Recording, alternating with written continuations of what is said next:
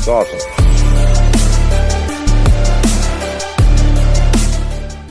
Hey guys, it's Alex. So I'm coming out here at nighttime because it is 54 degrees in totally not Florida. So I'm in Donnie and I'm gonna do some 60-foot testing today because when else am I gonna come across this weather? Donnie, the person, ended up gaining 2/10 off of his truck. His truck went 11.3 with just negative DA. So my whole goal is to see how good of a 60-foot can I achieve on Donnie, the car, and if I can improve on a 181, which I think I will, as long as it hooks, because I think it's making almost too much power to be able to hook on that little concrete patch that I found a while back. So the goal tonight is to go out there and see if I can improve on the 181 that this car did way back when. And I don't think I'm gonna run it out to the quarter mile because, you know, I'm going out in a time where there's a little bit too much traffic and a little bit too much heat. I'm not looking to, you know, cause any issue. But 60 footing, you know, you're only gonna go maybe 65, 70 miles an hour tops. So I think that could be fun for draggy stuff because, you know, that'll at least prove that if grip is at a premium, that this car will perform well, especially at a track.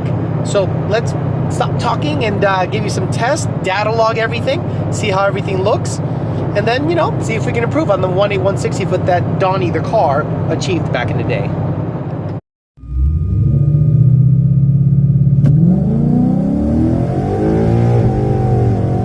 Oh, look at that! And it spun the one too hard. Make sure I do an even slightly bigger burnout and get a good cleanup, install it as high as I can, because I think this bridge will take the highest stall possible in these conditions. So we'll see how it goes.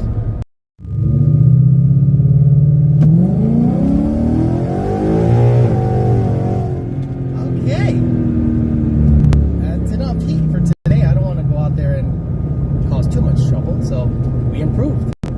Alrighty, just got back from making those hits and I cut a 177, which I'm excited about, and a 176, foot braking with a little bit of the e-brake you know, action just to get it to stall as high as possible. And I did notice a couple of things which I'll talk about, but I'm going to go over the video and then I'm going to go over the data log of the video just so that we can have some correlation as to what I felt versus what the data log showed. And hopefully it'll show that 1-2 spin. It'll hopefully show spark advance. It'll hopefully show a good crisp shift at about 7,300 or so. So let's review the log and the video.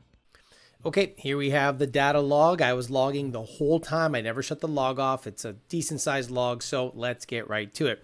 This is the first hit. So we're going to highly scrutinize these data logs just to see what's happening, to see if there's any improvement, to see where I launched. Because look, at the end of the day, this thing's going to end up at a track anyway. So I want to make sure that, you know, it gets the best grip on the street and we can vet any changes that need to happen. As it stands, I still think it needs a little bit of a shock adjustment.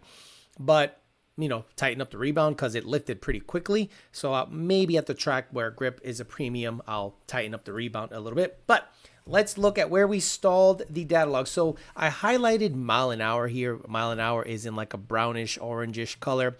And obviously it does not start to move until here. So what you're going to do is look at RPM in the same area. So I'll bring RPM down so we can see RPM right next to it. So I foot braked it to 2,100 RPMs. If you look closely right there, it shows a 2,100. Let me put it here.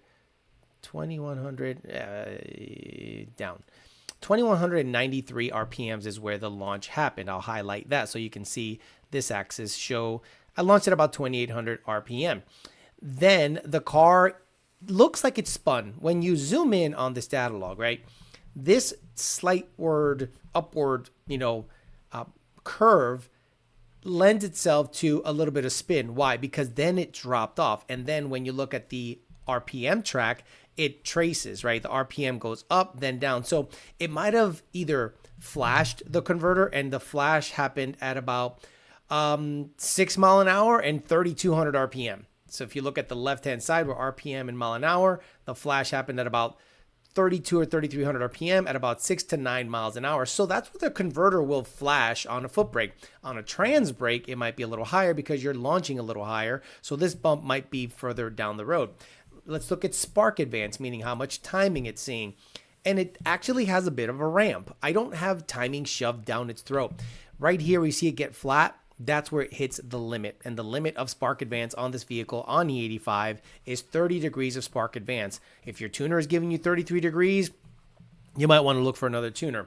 Anyway, it does have a bit of a ramp. That lends itself to having potential gains, because if I go to the track and it's sticky rubber and the suspension's on point, I might be able to lessen the ramp effect. You see how it's kind of tracing upward, then it flatlines at 600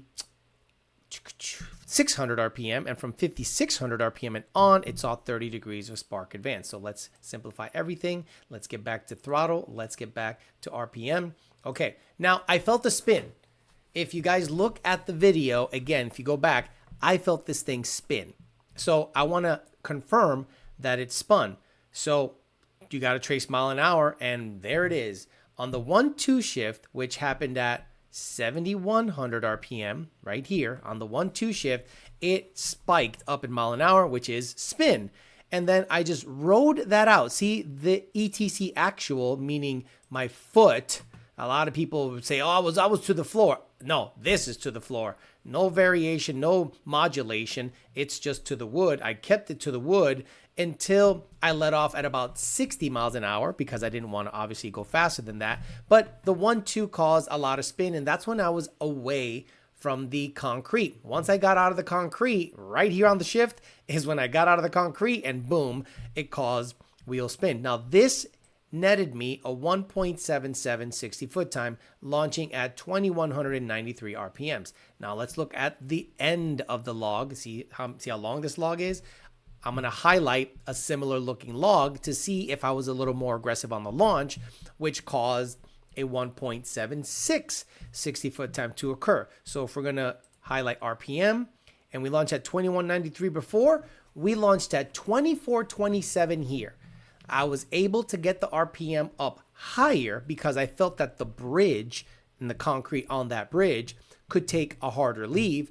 So I foot braked it with the e-brake as tight as I could make it with my hand, all the way up to 2,400 RPM, and it did the same thing. The slight little curl, right? The slight little curl, the converter flash, right here, it seemed to chatter a little bit. If you look at mile an hour, it seemed to chatter, but it's hooking, it's going forward. It's not spiking and then recovering. It's like a chatter effect. So the tires are trying to, actually get some traction. And then look at the spark advance. If you look at the spark advance, same thing, 24 degrees, 25 degrees, and only up until 60 RPM, 7,100 RPM. It didn't even see full spark advance. So it is ramping up to that RPM. Now that could be many reasons why it's doing that, but it didn't hit traction control. There are no torque sources coming up. Torque source is flat, so it's definitely not traction control. It could be just the transmission not being happy, but it did complete the shift at the same command. Actually, it hit the shift at 7,300 RPM. So this is the funky thing about 6R80. I have this thing commanded at 7,200 RPM, and on one shift it did 7,100. On the second shift, it did 7,300. So a lot of you guys complain that it's not shifting like a robot. Welcome to Gen 1.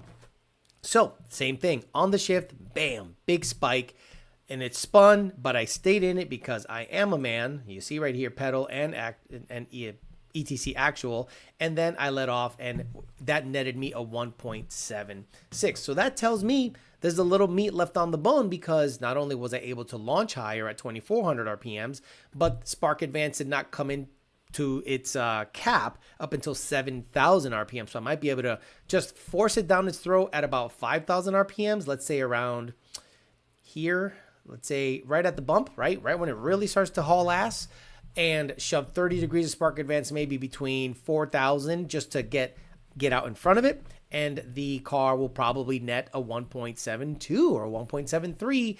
But if we're launching on the trans brake, everything changes. So the next step is obviously to take it to an actual track where there's good glue, and then we can trans brake launch it and do a whole bunch of data logging, reviewing, and adjusting to see if we can get this thing in the 1.6s, maybe running 11.4, because that would be amazing. Because I think with a 1.76 60-foot time, it'll run like an 11.6 in 50-something degree weather. But because it's Florida, we don't get this often. So I wanted to take advantage of the cool weather and the concrete patch that I found. And this data log pretty much shows what I need to do. I think I need to get an anti-roll bar in it also because the car darted left a little bit. Okay, so I'm gonna play the video. Yeah, so that's, I think, the 1.77. Oh, so that's the best one. So you can actually hear the motor kind of lug down, and I think it's because I stalled it higher than the converter coupled. So let's listen to it again.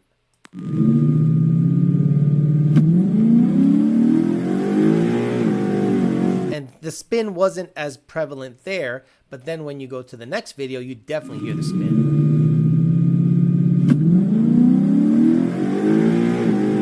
Went a little sideways there. So I think anti-roll bar, I think raising the rebound a little bit to keep the separation from happening too fast. And finally, I think I need some dampening in the front, and I do have springs that Killshot Racing sent me way back in the day, so I might put these on this car or put the single strange adjustables on there, adjust that, and see how everything goes.